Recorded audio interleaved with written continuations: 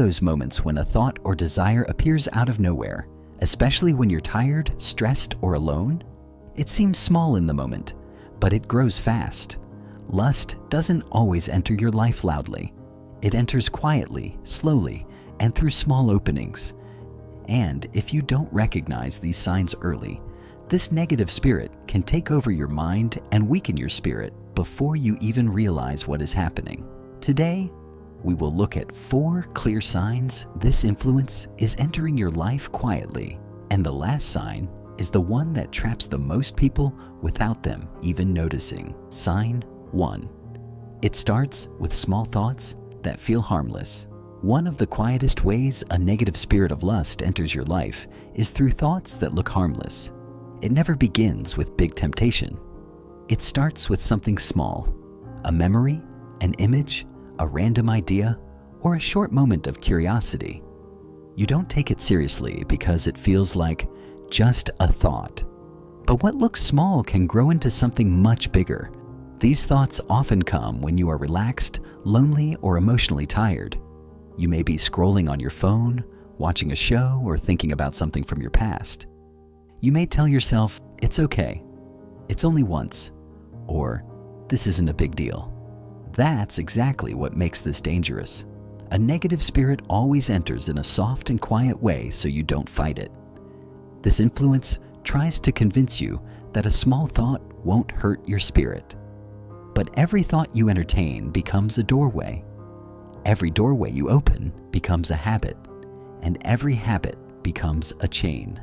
The more you let these thoughts stay, the stronger they become. Galatians 5:17 explains, "For the flesh desires what is contrary to the spirit." This verse reminds us that small desires can grow into battles between your flesh and your spirit. What seems harmless is often the beginning of spiritual conflict. When you allow small thoughts to stay, they will eventually push your spirit away from purity. Lust rarely arrives in your life as a storm. It arrives as a quiet whisper. It enters when you're emotionally weak or lonely. Lust becomes powerful when your emotions are weak. When you feel lonely, stressed, disappointed, insecure, hurt, or unappreciated. That's when this negative spirit tries to get inside your mind. It knows people are easier to influence when their emotions are low because in those moments, you are searching for comfort, escape, or distraction. You're not looking for trouble, but your emotions make you open to the wrong influence. This is when lust feels strong, not because you want it, but because your spirit is tired. This influence tries to offer you temporary relief. It tells you things like, this will help you feel better. This will calm your mind. This will help you sleep. No one will know. It becomes appealing because you want the emotional pain to stop. But the comfort is fake. It only lasts a moment, and afterward, you feel empty again. Lust doesn't heal anything. It only hides the pain for a little while. When your spirit is hurting, that's when this influence pushes harder, hoping you will choose temporary relief instead of long-term strength. Isaiah 41:10 says, "Do not fear, for I am with you. Do not be dismayed, for I am your God." This verse reminds you that you do not need to run to temporary comfort. God is close to you when you feel weak. He gives strength when your emotions feel heavy. Whenever a negative spirit tries to enter during emotional weakness, remember this: you don't need escape.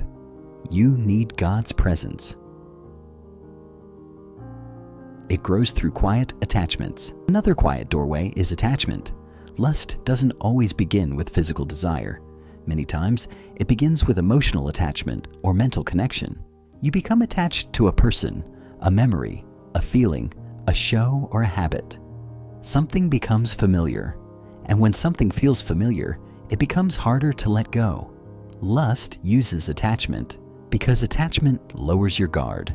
You might find yourself going back to something you should have deleted, checking someone you should have blocked, replaying situations in your mind, or staying connected to a habit you know is not good for your spirit. The dangerous part is that attachment feels normal. You don't fast it as lust. You see it as comfort, imagination, interest, or emotion. But slowly, these attachments turn into spiritual influence. What starts as a small emotional connection becomes a stronger desire later. Proverbs 4:23 tells us, "Above all else, guard your heart, for everything you do flows from it." Your heart decides what your mind thinks about. Your mind decides what your eyes look at, and your eyes decide what your body follows. That's why a negative spirit of lust works through emotional attachments. Not because you are weak, but because your heart is unguarded. The more you keep these connections alive, the stronger the influence becomes. The only way to break it is to remove the attachment before it grows. Sign 4. It enters through isolation and silence. The most dangerous.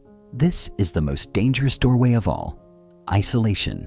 When you're alone too much, silent too long, or cut off from spiritual support, this influence becomes stronger. Lust works best in isolation because isolation lowers spiritual strength.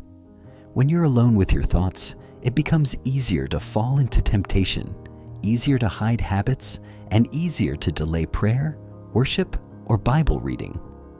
Isolation removes accountability. It removes direction. It makes you feel like your struggle is yours to fight alone. That's exactly where a negative spirit wants you, alone with your weaknesses.